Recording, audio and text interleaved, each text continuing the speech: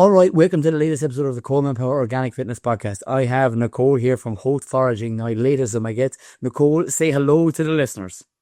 Hi guys, how are you? Good to be here with you, Coleman.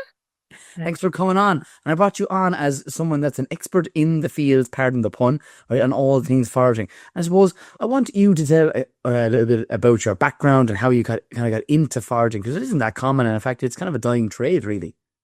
Yeah, well, I suppose first of all, for people who don't know what foraging is it's what we do when we go looking for free food and for medicine and for herbs as well. And this will include like berries, fungi, wild herbs like yarrow or rosemary even would grow in the wild, or wild sage and wild thyme. So we go looking for free food and for free medicine. So that is the art of foraging. I got into foraging when I started walking, basically. So my mum was great. She was like an avid forager. So I know when I was a kid growing up in the 80s, people used to forage like, berries and maybe go for blackberries or wild garlic. Whereas we used to kind of push it a little bit further and we'd forage like gorse, we'd make gorse tea, we foraged nettles, we foraged wild mustards, we foraged for wild herbs. So we foraged a lot of stuff that other people wouldn't have foraged back then. We even ate seaweed as well. So I have to thank my mum really for getting into it. And then my grandma was a forager too, and my great grandmother was as well. So I was kind of brought up using medicinal herbs that were from the land. So yeah. That's very cool. And for people that don't know where we actually first met, you were one of the sites that we stopped off at for that cycle that we went from Giant's Causeway all the way down to Waterford in itself, highlighting different, I'm going to say, communities of people. And your display of, I'm going to say, different foraged items was, I'm going to say, magic in itself, because I didn't know of all the different items that you were able to forage and you had on display for the people who attended that site. Okay, yeah. I suppose what did I work with that day? I can't even remember now. I think we did like an oxymel with like local forage berries. So we used some blackberries, elderberries, sloes, bullaces, a lot of people don't know what they are. They're kind of like a bigger sloe. We used some crab apples as well from the community garden. And that was a really great day where we showcased lots of very talented local people who are all about sustainability and saving the lands for the future. Yeah. Yeah, so I suppose berries are quite topical now, I suppose, coming into the likes of the winter months, and people think now the winter is here, there's very little around. But even mention a couple of your top five or so, I'm going to say berries or things that you can get at this time of year coming into the winter. So this time of the year, traditionally after the 29th of September, you weren't supposed to forage blackberries because they say that the pukas might have had a little pee on them. So the fairies might have peed on them or the devil might have spat on them. So whatever way you want to think of it, it was a sign or a story told down throughout the ages not to eat blackberries after this date. And the reason being is because they start to get damp and they can get like lots of little friends, as I call them, coming in to visit. So you might get some little worms and people coming in to visit. But this year it's still okay to forage blackberries, and when I was still doing it the other day. So it's kind of getting late in the year, but you could still pick the last few blackberries if you get out there now, and you can pick boxes of them and put them into your freezer. And the more you pick one year, the more you're going to get the following year. So it helps the bush to reproduce more. Another thing to forage now, it's like haw season and slow season. Although the slows came out very early this year, so people might know sloe gin. It's a real Christmas drink to have, so that's a nice one to use. But the haws are out at the moment, and rose hips. And both of these are just huge. They're amazing for your health. They're full of like polyphenols, which are really good to decrease free radicals in your body that cause all those nasty diseases. Really high in vitamin C, antioxidants. The haws especially are really good for your heart, so your heart health, your cardiovascular health. Still used in China to this day as a heart medicine. They help lower your cholesterol. They help lower blood pressure. They help fight cold and fever. But the one thing I have to say is if you take heart medication or you're on blood thinners, you shouldn't take hawthorn, or you have to consult your GP first.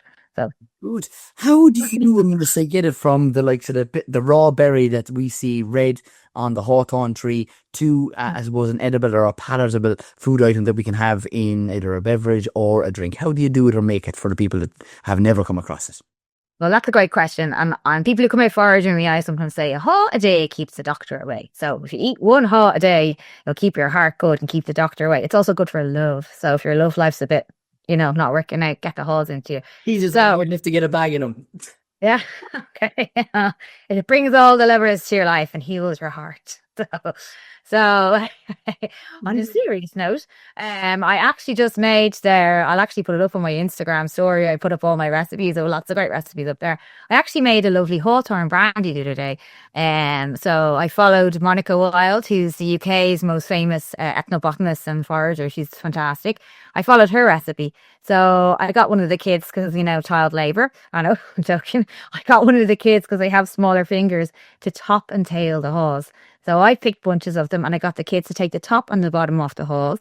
And then we placed them a few at a time into a jar with a little sprinkle of brown sugar in between, and again followed suit. So brown sugar, haws, brown sugar, haws, brown sugar, haws. And then we topped it off with brandy.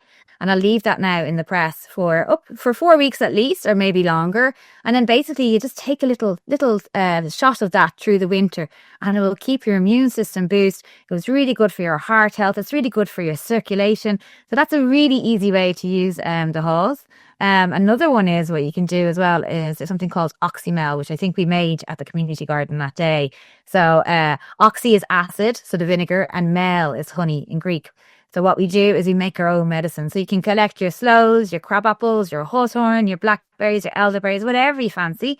Pop them all into a jar, and you can do, depending on your taste buds, you can do a half cider vinegar and a half honey, or a little less cider vinegar, more honey if you want to make it for kids. And you leave it for 6 weeks, and then you have your own amazing cough medicine.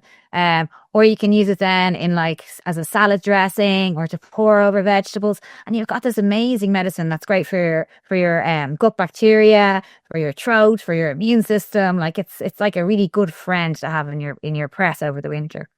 So oxymel.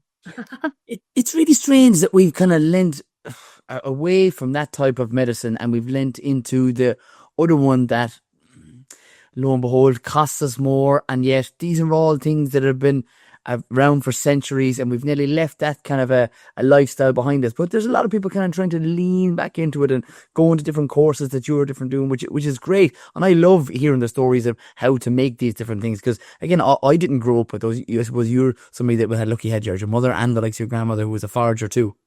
Yeah. Sorry, just cut out there. Can you hear me still there? Yeah.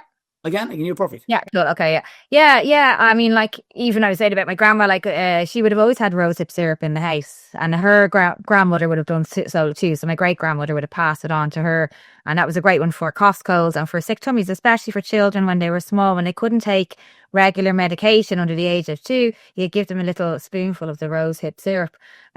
So I feel that our traditional medicines from the earth are a lot better for us and easier for our body to handle and to absorb. I mean, I'm not saying that, I don't use pharmaceutical medicines from time to time. I think everybody does, but I think it's nice to use a little bit of everything. So yeah, I mean, I kind of say when we're out in our foraging tours, if you think about it, 90% of the medicines that we use now anyway came from plants originally, and the other 10% came from bread and from spoiled foods bacteria and cheese. So so everything really came from the land originally, and now it's more chemically produced.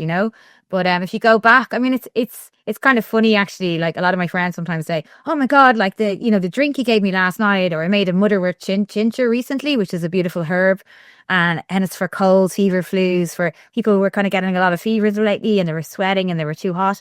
And I was like, "Here, take a few drops of my motherwort tincture," and they were like, "Oh my God, better the next day." And people sometimes are surprised that these medicines work, and you're like, "Well, hey, what did we do for thousands of years?" And like you said, it's only about 100 years that we've really turned to the kind of the big pharma, So you'd wonder sometimes. You talk about going back to the land, I suppose, also in season right now, not only the likes of the berries, but also nuts and seeds. Are there anything you're going to say easy access for beginners that you would recommend for people to start and keep an eye out for this time of year? Yeah, let me just check my notes for 1 second. I have some nice notes here on the seeds. I just wanted to have a look to see what I go through. So This one, I suppose, one of my favorites at the moment is nettle seeds. So nettles are just an amazing herb and an amazing food source. And we in Ireland have used them for thousands of years. Traditionally in Ireland, people would make a tea with blackberry leaves and spring nettles after a long winter. So in at the start of after a long winter, kind of March time. And this would boost your immune system, full of antioxidants. It would get rid of colds and flu and would make you nice and strong for coming into a spring where you had to start planting all your seeds and getting ready for the hard summer's work. So nettle seeds, the female seeds are out at the moment, and I suppose how you can tell your nettle seeds, if you have a look, the females like kind of hang down like stalactites, and the male seeds are like stalagmites, and they stand up. Okay, so you're looking for the female seeds. What you can do is collect the bunches of seeds and dry them out, and you can keep them for right through the winter. Now, the benefits of these guys is they're a natural antihistamine. They're really good for your adrenals and your endocrine system. So if you're feeling stressed or run down or fatigued, you're not sleeping well, this is a great one to go to. It's full of vitamin A, C, E, K. So it's good for your heart, it's good for your skin, good for your nails, good for fertility. You have to be careful if you're pregnant taking nettle seeds if you're towards the end of pregnancy, because they can actually bring on pregnancy. So they're called an abortifacient seed, which we have hundreds of in Ireland, funnily enough.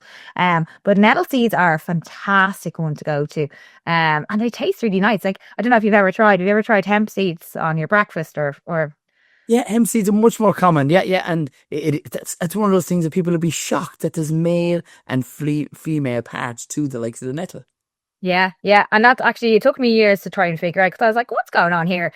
Like, sometimes there was male, sometimes there's female, and then there was male and female and both. And I was like, and then I was like, okay, right, so you've got male, female, and hermaphrodite plants. And I was like, right, I've got this now, because I was wondering, I was like, what's going on? Are they male, female, or both? So, yeah, so you'll find both seeds on some plants, and then sometimes you'll find a bunches of male beside female. So it just depends.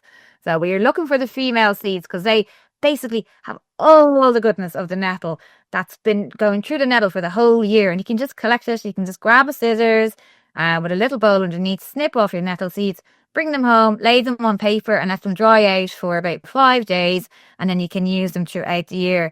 I even have people in Haute who've come to me. Somebody, their dog was having allergies and streaming eyes. So I gave her nettle seeds for the dogs, and the dog is much better. Also for cats with kidney problems as well. If you put nettle seeds, a little amount, into their food, it helps them with their kidney problems. So for older cats. So it's amazing the power of the nettle. Also for people with hives, because hives were coming up a lot in the last few years after lockdown. I met a lot of older people around. I don't know what triggered it, but they were saying they had hives. So I got them all onto nettle tea or nettle seeds. And I had one lady ring me, and she said she'd been to hospital, been to doctors, and after 3 days of the nettles, the hives were gone.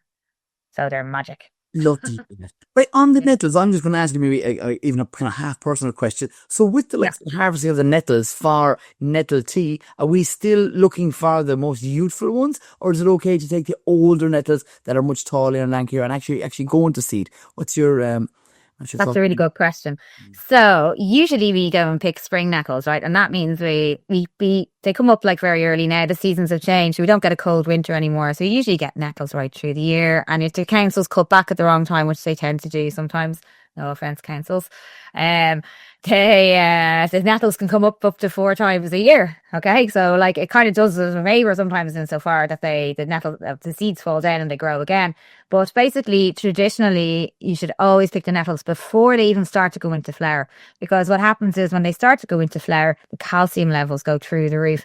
And what that means for our body is basically our kidneys can't break it down, and we end up with grit in our kidneys, essentially kidney stones. So it's very important to pick the nettles before they go into flower. Then you can leave them and harvest just the seeds once they go into seeds. And then even at this time of the year, you start looking around where the nettles are hanging with the seeds. Look around the ground and you'll actually see new growth nettles alongside them. And you can pick these now to use in your teas or your medicine. But just they're probably not as good as your spring nettles because they're not getting as much light from the sun at this time of the year, but they're still really, really good. So, and they're like, it's free food as well. I mean, we're talking constantly. Look at the budget today. We're talking about the price of food gone through the roof. There's children in poverty all over Ireland. People don't have enough food. And I'm like, go out there and pick your own food, guys, or let that patch of nettle grow in your garden. It's not only good for us, but it's good for biodiversity and for our butterflies, especially 16 moths and butterflies who only lay their eggs on nettles. So everyone should have a patch of nettles in their garden. Also good for arthritis and inflammation in the body. So I can tell you another story about that if you want. Go on. Are you someone to purposely sting your hands off nettles? That someone? Yeah. Yeah, I have. So I used to have Raynaud's, or well, I used to get mixed up with the old nightclub in Dublin. It's called Raynaud's disease. So when I go swimming in the sea, my fingers would go numb, they'd go white. And I figured out about 6 years ago, by accident, I stung my hands with nettles before I went into the sea, and I stopped getting that. So I sting my fingers with nettles every 3 weeks roughly, quite well. Well, I do it most days because I'm out. But I make sure I sting my nettles right through the summer so I don't get those cold fingers anymore. And I've advised lots of other people to do it. So it helps bring the circulation into your fingers. And a good nettle sting will last for 3 weeks. Equally on that, my great grandmother used to slash my great grandfather's back with nettles because he'd had a fall and he had bad rheumatoid arthritis in his back and he still had to go to work. So when he came home from work, he'd get his back rubbed with the nettles, and sure, she loved it. She got a great crack doing it, and he felt much better. So, you know, so Great story. yeah, Oh my God. yeah. So that's how nettles became so prolific, I think, in my life and in my mum's life. And we didn't eat meat when I was a child, so and to keep our iron levels up as well, we used to eat nettles like most days a week. So and people used to laugh at me in school. Oh, they thought it was hilarious. Like, Tommy, yeah, I can't remember nettles in Irish now, but they'd have a great laugh at me eating nettle lasagna, and they'd have had spaghetti bolognese, So, yeah. Mm. It's too funny. I was holding that sneeze for definitely about 10 minutes. That's all right. I was going to say to you, we suppose the next thing after nettles would definitely be the more common even weed, or the definition of a weed is a plant in the wrong place. The likes of dandelion, right? For those people Yeah. like that, I want low-hanging fruits or easy harvest of dandelions. Is this the time of year to harvest the leaves, or what were we talking about harvesting? So you will still see even some dandelions in flower at the moment. They're starting to die down. So I'd leave the flowers for the remaining bumblebees, because you still have the carder bumblebees flying around there, and some of the queens will be out still foraging until they go into hibernation, and also the lovely queen wasps too. So I'd still leave the flowers now at this time of the year because there's so little of our native plants in flower. However, you could take a few leaves if you want to. And what we go for then from kind of October until March is the dandelion roots. So what we're doing now is we dig up the dandelion roots, not too many, better to take from your own garden or somewhere that is clean, and especially pesticide free. We don't want any of the sprayed stuff. And you're going to get your dandelion roots. And if you think about it, like in winter time and what our ancestors would have done, and even if you look at Chinese medicine, they kind of say you should eat the root vegetables in the winter when it's cold. Because if you can think of a root going down into the ground and it's searching down there for all the minerals, for the calcium, the magnesium, the manganese, the iron, it's looking for all these minerals from the ground, from the earth, from the core, and it's bringing that into that root. So if we eat the root vegetables in the winter, or if we use the root of the dandelion in the winter, that's where we're going to get all the goodness. She's kind of sleeping underground, keeping all the rich minerals in there until she's ready to come up in spring. So we can dig in there and take a little bit for ourselves as we need it.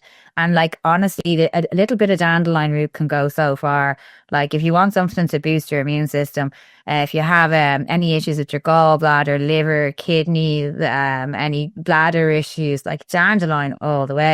In French they call it a pissenlit, which is a piss in the bed.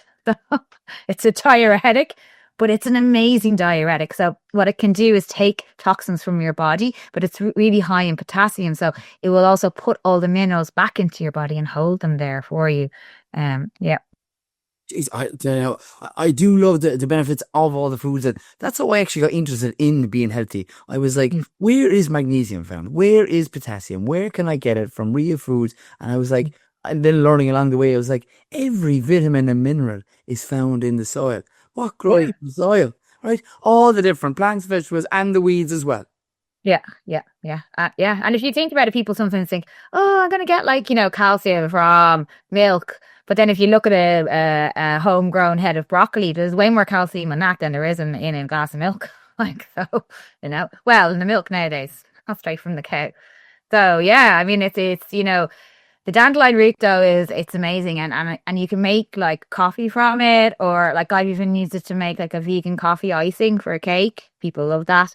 So you can use the root in so many different ways, or you can just simply just boil it up and add in like your favorite herbs. So you could put in some mint or some chamomile or rosemary or whatever flavors you like, and you could just make a tea with a dandelion root, or you can roast the roots to make your coffee. But like I'd highly recommend dandelion, especially during COVID. I used to do a thing for all the neighbors and friends and for us.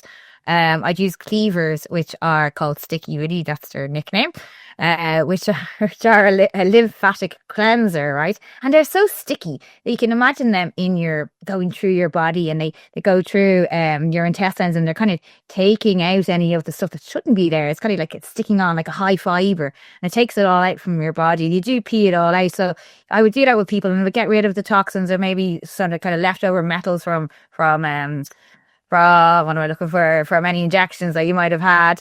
And then I'd feed the body then with dandelion, like whole dandelion. So I'd use the roots, the flower and the leaves, and I'd make a tea with that. And I'd feed the body up. Like, I mean, I was sick once myself for 3 days last year, and I just got up out of bed and I was like, right, I have to do my own medicine. So I did cleaver tea for 2 days, and then I fed my body with dandelion, and I was running around the hills by the fourth day. So dandelion all the way. Is it recommended now to even harvest the likes of the cleavers? But it is, as you say, like we have such warm growth at this, even recording this podcast. There are new nettles coming up. There are, I'm going to say, cleavers I see growing in the ditch in the banks and everything. So can we still make our cleaver tea and our? Yes, I know we mentioned nettle tea already, but can we? Yeah, well, like yeah, I believe that plants talk to you, so which they do. Like, I mean, people think I'm the crazy lady going around talking to plants and trees, but like, hey, I know how to make the medicine. So they're like, hey, Nicole, come pick me now. And so if you see cleavers growing now, and you'll see new growth cleavers, because we had such a hot summer, they actually died back in full this year. So the ones that are coming up now will hopefully make it right through to spring. So the seeds have fallen down, they're starting again. So they mightn't be as strong as your spring cleavers or early summer, but sure, hey, why not? Like, I absolutely will still use them. But what you can do is make a tincture as well. So that means like you pour in 40% or 80% proof alcohol. So a vodka from Nettle or Aldi will do. You can just get a cheaper bottle of vodka for like €18 or something, and you could put fill a jar full of cleavers and put the vodka on top, and then you have your own tincture, your medicine in the cabinet, where you could just take a few drops a day. But that's still going to keep all your lymph clear and your glands from swelling. And it's really good for sore throat, so for boosting your immune system. And you can do the same with your dandelion. So you can actually preserve all of these beautiful wild weeds or wild medicines to have in your cupboard over winter. Like if you looked inside my press now, the kids are like, Jesus, Mom, like where am I gonna put like, the tin of tomatoes? Because it's full of like hawthorn, brandy, cleaver, tincture, motherlurk, this, like there's no room left in the house for what you'd call supermarket, but preserves. Yeah. I love that. So. And another, I suppose, coming into this time of year, a lot of people are becoming more and more interested in it, is the likes of mushrooms. Yeah, the old shrooms. Yeah.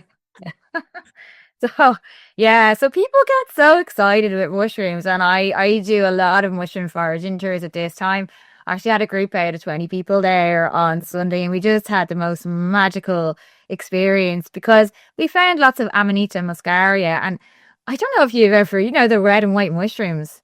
This year is a bumper year for them. And like, it's so funny. I find when people see them, it's like they go back into like into their childhood. They get so excited, like, and they're just like so happy. Like, honestly, it brings you so much magical energy. It's hard to explain unless you're out with me to see it. So we were very lucky on Sunday that we found quite a lot of amanitas. We also found the buletas, the penny buns, or they're called buletas edulis, which means like the delicious mushroom. We found bay buletas, which are just amazing edibles. So mushrooms are fantastic insofar as they have vitamin D in them. And it's not very normal that we get vitamin D in plants or, growing on the earth. We usually have to get it from like a meat or an egg source. So mushrooms are a fantastic source of vitamin D. And then we have all the medicinal mushrooms as well. Like there's so many, like the birch polypore, the turkey tail, or the lion's mane. We've got some amazing, or the wood ear. There's the one that looks like the jelly ear, the wood ear. I kind of joke about it, going, here's some Van Goghs, because I've got these ears in my hand.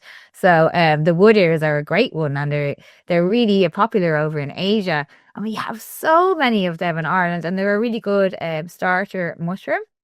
Yeah, and remind me of what tree that's on. I can picture the tree. I just can't see the specific tree. It's kind of a The wood ear. yes. Yeah, so you'll get them on elders traditionally was the one, but like you'll find them on lots of rotting wood pieces on the ground. So it could be an old birch tree, an old beech tree, even an old Scots pine, depending on. You'll find them just like on rotten pieces of wood in the woodlands. Like, and what I always do every year is when I find a nice an old branch that's rotting down with a few nice wood ears, I bring them home, I leave them in the garden in a nice kind of damp space, and I have a wood ear factory down for the winter that we feed, that we eat and use. Yeah. They kind of suppose. Are there any other easier ones for people to identify? Maybe like the shaggy ink cap. Yeah, the shaggy ink cap. So yeah, that would be fairly easy. I mean, what do they call it again? I can't think now. There's a nickname for him, but he kind of looks like an old monk when he's coming up. And the thing is, they can kind of go a bit inky, like so you want to eat them early. And so and some of the ink caps as well, you can take with alcohol 3 days either side.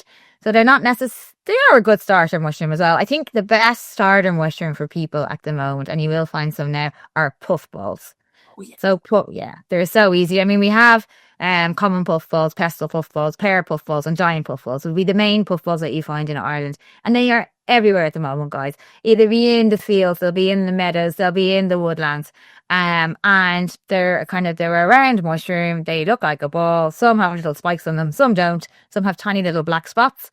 The giant puffballs are just like a big white football. Okay. And you'll find them just randomly growing in the grass. You'll see kids love to kick them. I'm like, no, why'd you kick my mushroom? But if you cut them in half, and they're lovely, pure and white, like mozzarella, like buffalo mozzarella. I always call them the mozzarella di buffalo mushroom.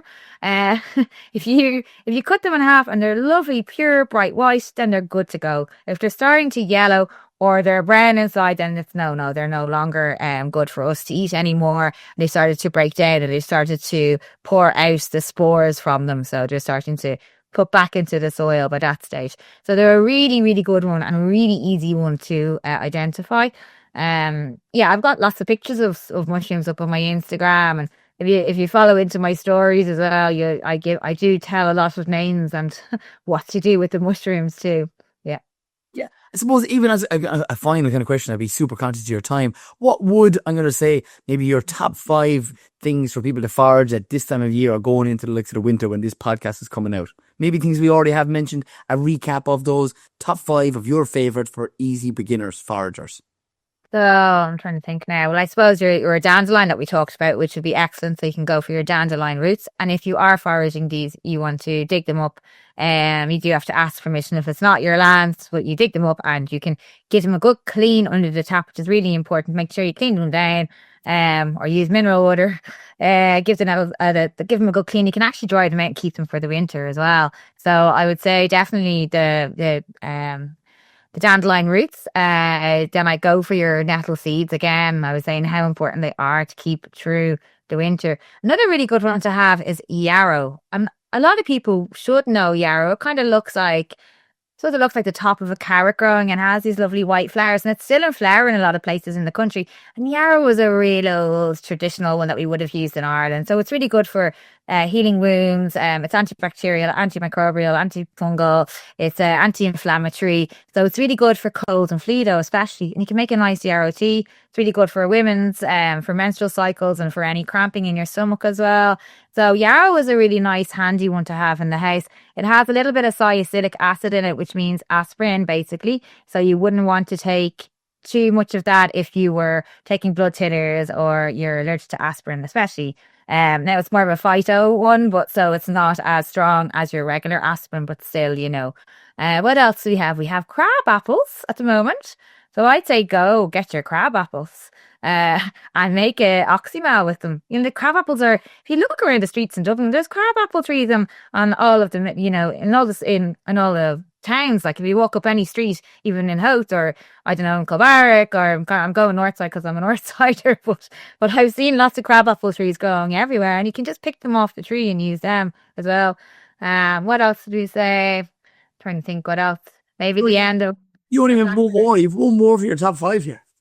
What's it going to be? I'd say I'm trying to think now what I love in my garden. Plantain is really good. I didn't mention that. Sorry. Yeah, I love plantain. Like plantain now is not the banana plantain. So there's if people remember when they were kids, they have like a brown flower on them.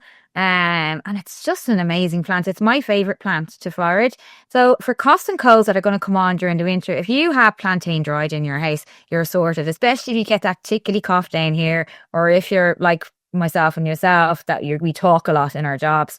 We need our plantain because it has this like mucilage in it. So it's really good for inflammation in the throat. It kind of forms this like jelly, like a Carrageen moss tea. And if you drink that, it will take any swelling in your throat down. It will get rid of that tickly cough. It's also really good for IBS, for Crohn's, for any sort of bloating in the tummy.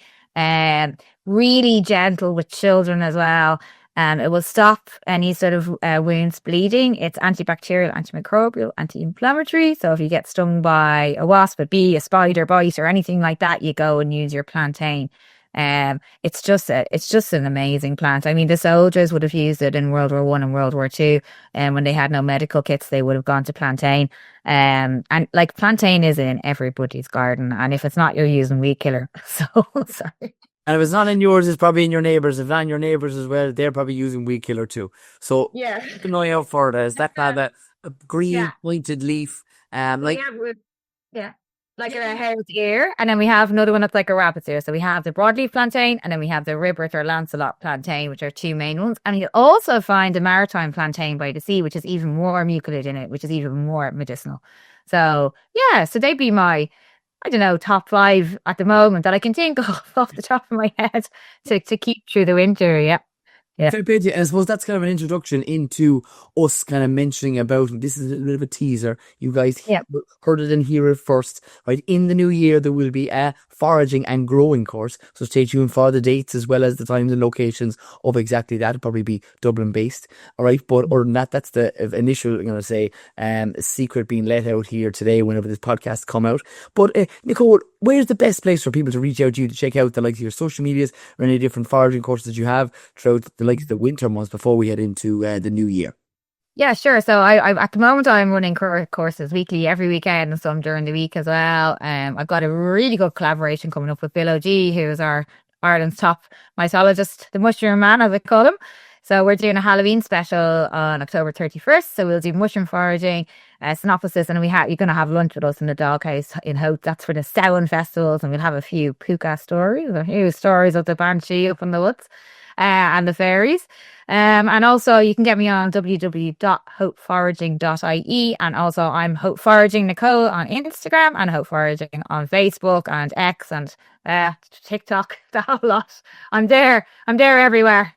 Okay, it's good to be on all of them because some people aren't even one of them, and that's the best opportunity to reach out to as many people as we possibly can. Right? Yeah, it's nice to reach out to all ages as well. So I find with TikTok and that I'm getting younger followers, and I do a lot of workshops like yourself with children. So it's really important for me to teach the children about a sustainable future and how to love nature and not to be afraid of bees and wasps and ladybirds and all the beautiful things like that.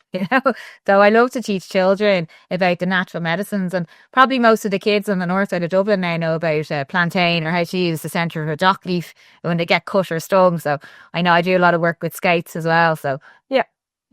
Yeah, well, you're on to a good one, and I knew when I met you day one up in person, up in Holt at the community garden there, that we'd be friends for life, and that's the whole idea of it. Going to places, things like this are a great way of meeting people that are like-minded or on the same page as you, and I can't recommend it enough to more people to go to different community gardens and either start growing or foraging and listening to people that you, again, can gain lovely pieces of golden nuggets from. Yeah, absolutely. And yourself. You were brilliant with the children that day. They were so delighted. They're still talking about it. So they're like, we're famous. We were on Macoma, pulling up the turnip. So, which is brilliant, like it really is. And I believe some of the other kids were jealous then. Well, I'll have to come back. I will have to come back. Come back and give them all a go. Yeah. Yeah, and I'm going to tell you, I was tired that day today after cycling for how many miles it was on the clock. Oh, deep. Yeah, I know. God love you. Yeah. Did you enjoy your meadow sweet or the what was it? So I give you elderflower champagne. Did you get a sip of that? Oh, it is. Manx shaped up to champagne. Thank God you weren't cycling after that. Oh my God, we wore the next day. We wore the next day.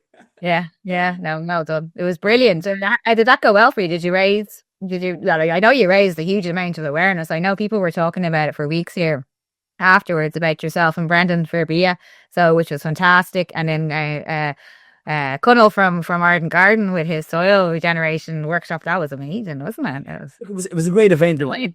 We're super delighted to be involved in it, and it was great to have you guys there. Supposed to, again, have a group of people that haven't met before to bring the energy, to bring foods together, and Yeah. talk about all different areas of, I'm going to say, health, because that's what it is. Whether it's growing, whether it's foraging, whether it's soil, whether it's meats and eggs, or chicken from the likes of Brendan, that's all things health. But we've gone so far away from that. We're trying to get back, more people back to the land and the soil and the ground and the whole lot.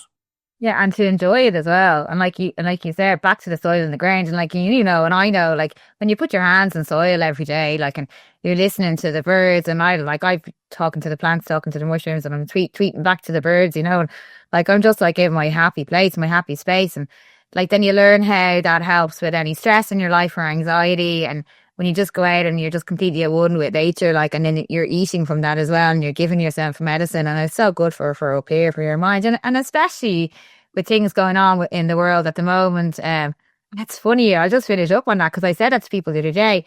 I think it was 2021. We had like this flush of amazing mushrooms, the red and white ones too. And I sometimes think that the mushrooms are the mycosial network is kind of healing us. Like when there's lots of bad things happening in the world, then all these beautiful mushrooms or lots of berries come up. It's like they're almost like nurturing us back as humans because we're going through such upsetting times with I won't go into what's going on. I think everybody knows what's going on around Europe and so on. So yeah, so like it's funny. I think that nature is just like it's listening and it's healing us as well, you know. Yeah, So nature always provides. I love that. yeah, And what a way to, I suppose, wrap up the likes of the show. Nicole, I yeah. appreciate you coming on here this evening. And I always end these podcasts by saying, stay tuned, stay classy, and keep it organic.